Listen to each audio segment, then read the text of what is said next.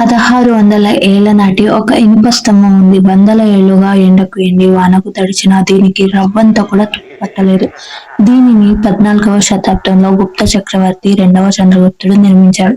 మొదటేది మధ్యప్రదేశ్లోని ఉదయగిరిలో ఉండేది. దీనిపై ఉన్న శాసనాల ప్రకారం దీనిని విష్ణుధ్వజం అని పిలిచేవారు. అంటే ఇది విష్ణుమూర్తికి అంకితం చేసిన విజయస్తంభం. అసలు ఈ స్తంభం ఎందుకు తుప్పు పట్టడం లేదు? దీనిపై ప్రపంచవ్యాప్తంగా ఉన్న మెటలర్జీ శాస్త్రవేత్తలు రీసెర్చ్ చేశారు. కాన్పూర్ ఐఐటి ప్రొఫెసర్ ఆర్స్ బాలసుబ్రహ్మణ్యం గారు దీని వెనుక ఉన్న అసలు రహస్యాన్ని కనిపెట్టారు. సాధారణంగా ఇనుమ గాలిలో ఆక్సిజన్ తేమతో కలిసి తుప్పుపడుతుంది.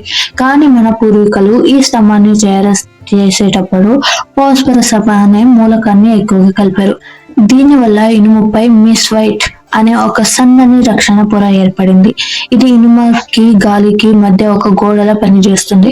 ఒకవేళ దీనిపై ఏదైనా చిన్న గీత పడినా అది తనంతట తానుగా సెల్ఫ్ హీలింగ్ చేసుకుంటుంది.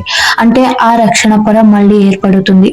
ఆశ్చర్యకరమైన విషయం ఏంటంటే ఈ టెక్నాలజీ గురించి ఆధునిక సైన్స్ కు తెలిసింది కేవలం కొన్నేళ్ల క్రితమే. కానీ మన భారతీయులు 1600 ఏళ్ల క్రితమే ఇలాంటి అద్భుతమైన లోహ విజ్ఞానాన్ని ఉపయోగించారు.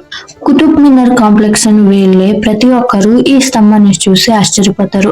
ఇది మన ప్రాచీన భారతదేశం విజ్ఞానాన్ని ఒక గొప్ప నిదర్శనం. ఈ వీడియో మీకు నచ్చితే, మన దేశ చరిత్ర గురించి గర్వంగా అనిపిస్తే వెంటనే లైక్ చేయండి, మరి మీ ఫ్రెండ్స్ తో కూడా షేర్ చేసుకోండి.